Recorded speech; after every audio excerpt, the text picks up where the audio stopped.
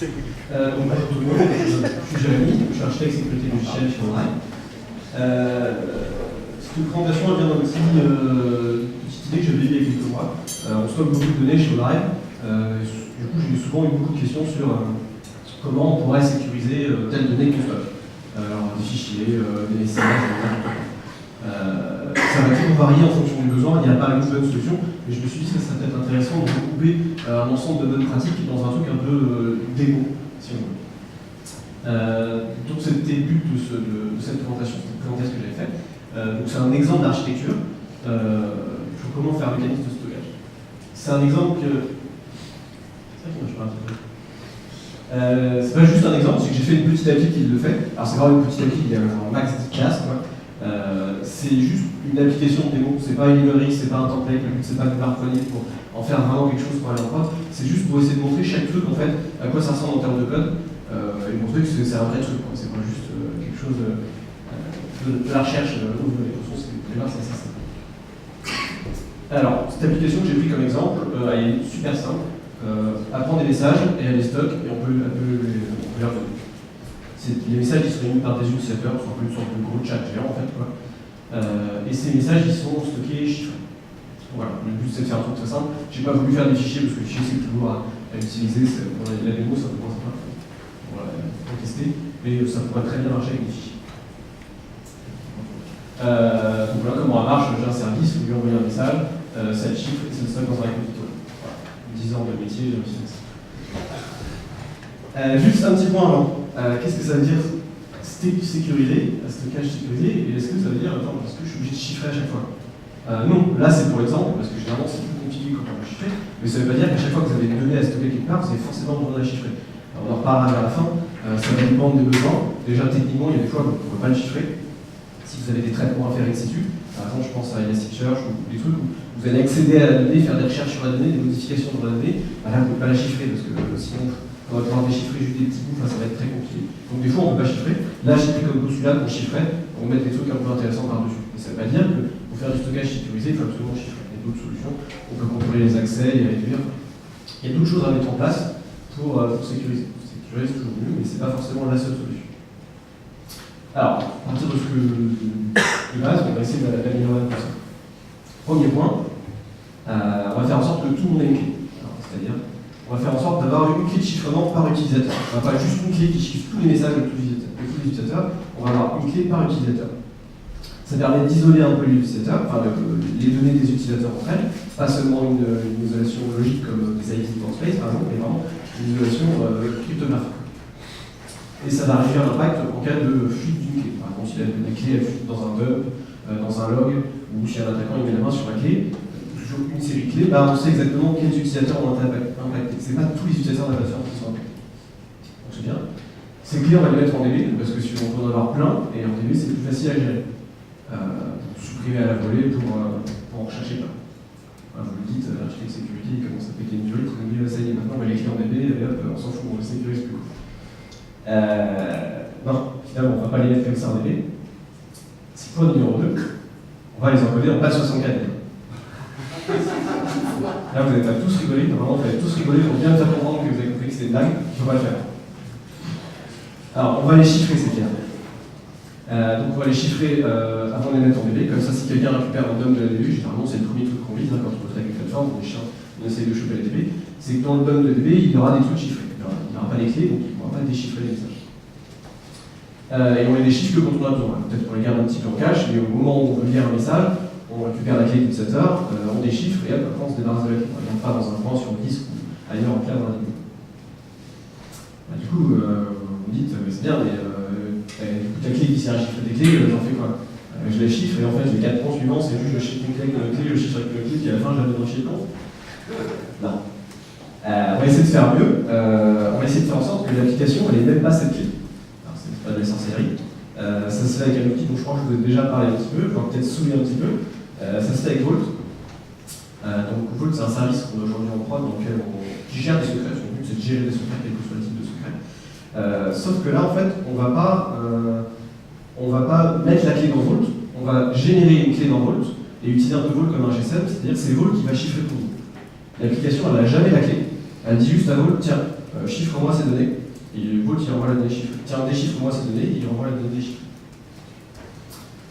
Du coup, si l'application est complètement compromise, l'attaquant il a mis la main sur toute la machine, il a sur la machine d'application, il n'a pas la clé. Alors il a peut-être les accès à Vault, ça va, c'est un autre problème, mais il n'a pas la clé. Et on va faire en sorte que les opérations sur cette clé, donc chiffrement, déchiffrement, soient accessibles qu'à cette clé, qu'à cette application, via le système d'autorisation et d'authentification. Donc l'idée, ça c'est un terme qui est utilisé par les gars de chez Square, c'est d'utiliser Vault comme une encre crypto. Alors ça veut dire qu'en gros, un attaquant qui va atteindre la plateforme, peut-être qu'il va réussir à mettre, s'il a compromis toute l'application, il aura les accès il aura les moyens pour accéder à Vault. Donc il pourra déchiffrer les clés. Mais du coup, s'il veut déchiffrer ces clés, qui lui permettent ensuite de déchiffrer le message, il va falloir qu'il le fasse dans notre infra. Il va falloir que toutes les clés les passent à Vault, une par une. Alors que d'habitude, l'attaquant, ce qu'il essaie de faire, c'est de tout récupérer et il fait une continue attaque chez lui tranquillement dans son coin, personne ne le voit. Là, il fait ça chez nous. Ce qui veut dire qu'on a plus de moyens de le détecter. Par exemple, s'il balance tout dans Vault, on va avoir un pic d'activité en Vault, on va peut-être se demander ce qui est en train de se passer. Puis on va aussi avoir plus de visibilité sur qu'est-ce qui a été compromis. Avec les logs de Vault, on va savoir, ok, l'attaquant, il a fait déchiffrer telle clé, donc a priori, ces utilisateurs-là, il y a une chance que leur donnée soit compromise. Les autres, il ne les a pas demandés, donc a priori, ils sont safe. Donc en l'obligeant à continuer son attaque chez nous, on donne plus de possibilités de les détecter et de prévenir.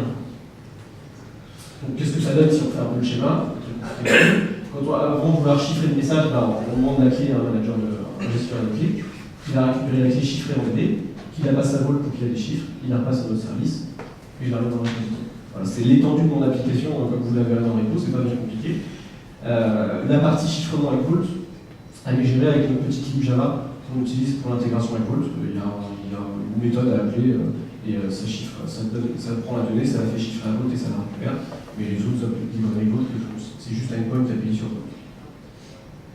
Ok, bah c'est pas mal. Comment est-ce qu'on pourra encore améliorer le truc? On va faire tourner des choses. Alors qu'est-ce que ça veut dire? On va faire tourner des clés. C'est-à-dire qu'on a dit qu'on avait une clé par utilisateur, on va essayer de les faire tourner ces clés. C'est-à-dire qu'au bout d'un moment, on va générer une nouvelle clé pour cet utilisateur-là, et à partir de là, on va chiffrer tous les messages avec cette nouvelle clé. On va garder les anciennes clés, donc déchiffrer les anciens messages, ou pas, si vous n'avez pas besoin de garder les anciens messages, si vous n'avez plus besoin d'y accéder, on peut les jeter. Et si vous en avez encore besoin, on les garde. Et limite, on peut mettre en place une rotation automatique, c'est-à-dire toutes les semaines, tous les mois, tous les 6 mois, tous les ans, peut-être on va faire tourner les clés des utilisateurs pour en générer les nouvelles. Et on va aussi essayer de faire pareil avec la clé maître, celle de Vault, qui gère ça tout seul.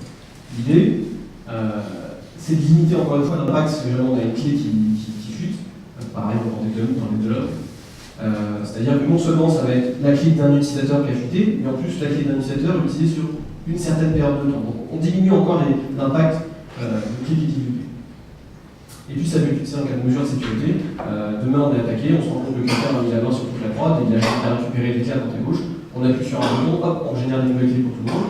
Ce qui était avant, c'est compromis, mais en tout cas, maintenant qu'on a verrouillé la brèche, les nouvelles clés qu'on a générées, on est à peu près sûr que l'attaquant ne les a pas, et donc on est à peu près serein sur ce qu'on va continuer de chiffrer avec. Voilà, donc c'est déjà pas mal. Après, il y a un grand classique, on va essayer d'utiliser des trucs un peu safe en termes de crypto. Je rappelle une métaphore que j'aime bien, toutes les primitives crypto, c'est pas des piliers d'R6 qu'on prend et qu'on met à droite à gauche, c'est plus une grosse barre d'uranium qu'il faut savoir quoi faire avec pour pas que ça nous pète à la tronche. Ça sort pas dans le donc on va faire de la GCL, je le remets juste pour la référence, on s'en fiche un peu que ce soit exactement ça. C'est bien. Les clés, on va les générer de manière complètement aléatoire. On a pu faire par le passé, on a généré des clés à partir d'une donnée où on complète dans des trucs pour les mettre dans un algo, ça nous donne une clé. Dans le clé, on s'en met pas, on la génère aléatoirement avec un générateur de nom aléatoire cryptographique. C'est beaucoup plus safe. Et pour ça, j'ai utilisé la libre de Google qui s'appelle Google Tink, qui est très simple à utiliser. Vous avez un besoin, il est identifié comme cette classe, vous l'instanciez, vous lui donnez une clé, il s'occupe de chiffrer, de générer le vecteur d'utilisation comme il faut, tout faire comme il faut. Ça marche très bien. Le moins, on va pas de risque. Dernier point, dont vous entendez tous du coup, on peut supprimer. Alors là, s'il y en a parmi vous qui veulent se lever pour monter voir le PM, le quatrième, Christian, Kamel, ils ont parlé d'un truc de ouf, il faut absolument qu'on essaye de faire ça dans votre file, n'hésitez pas, c'est le bon moment. Donc supprimer les données, ça paraît évident, mais disons-le un petit peu. 3 bonnes raisons de supprimer les données. Déjà parce que plus on garde longtemps une donnée, plus elle a de risque de fuiter, plus elle a de risque d'être là au moment où on va vraiment se faire attaquer et que tout va fuiter. Parce qu'on ne veut pas forcément être pris la main dans le sac avec des données qu'on n'est plus censé conserver. On a des contraintes légales et contractuelles qui disent que normalement les données on les supprime à partir de tel événement ou à partir de tant de temps. Donc si on les garde et qu'un jour ça se voit, c'est pas forcément bon pour nous, ni pour nos clients. Et puis enfin, parce qu'on est en 2018, on ne peut pas faire une présentation sur les données sans parler GDPR. Je rappelle que GDPR interdit de conserver des données qui ne sont pas nécessaires au service. A priori, si le client a résilié, il n'y a plus de service, donc plus vraiment de raison d'avoir des données. Dernière petite note, question que vous allez vous poser peut-être maintenant ou peut-être plus tard, est-ce que je dois faire ça? Je vais vous donner une réponse qui ne va pas vous plaire, mais ça dépend. Supprimer des données, s'il y a un point, oui, il faut le faire. Faites-le, hein. Vous ne posez pas de questions, vous le faites tout le temps. Utiliser des bons algos, utiliser Google Teams, ce genre de choses, ouais, vous ne posez pas de questions, faites-le aussi si c'est possible. Après, pour le reste, c'est un peu comme d'habitude, il faut évaluer les risques, il faut évaluer les contraintes, les besoins. Déjà, comme on a dit, vous n'êtes pas forcément obligé de chiffrer, peut-être qu'on ne peut pas, peut-être qu'on ne veut pas parce que c'est trop cher pour le risque qu'on encourt. Et puis, est-ce qu'on a besoin de mettre des clés par utilisateur ou par workspace? Ouais, c'est mieux. Et ça serait bien d'essayer de le faire. Est-ce qu'on a besoin d'avoir que ces trucs-là soient chiffrés par Vault? Ouais, c'est pareil, c'est mieux. Si on peut pas, si on les chiffre avec une autre clé qu'on met juste dans Vault, bon, c'est déjà mieux. Si on les chiffre avec une clé qu'on met peut-être ailleurs, ben, c'est pas grave, c'est déjà ça. Est-ce qu'on a besoin de faire tourner les clés? C'est pareil, c'est encore mieux. C'est pas obligatoire, mais c'est toujours mieux. Donc encore une fois, il faut évaluer le coût, il faut évaluer les risques.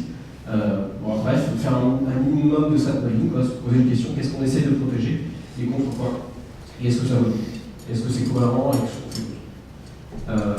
Et voilà, je vous remercie pour votre attention.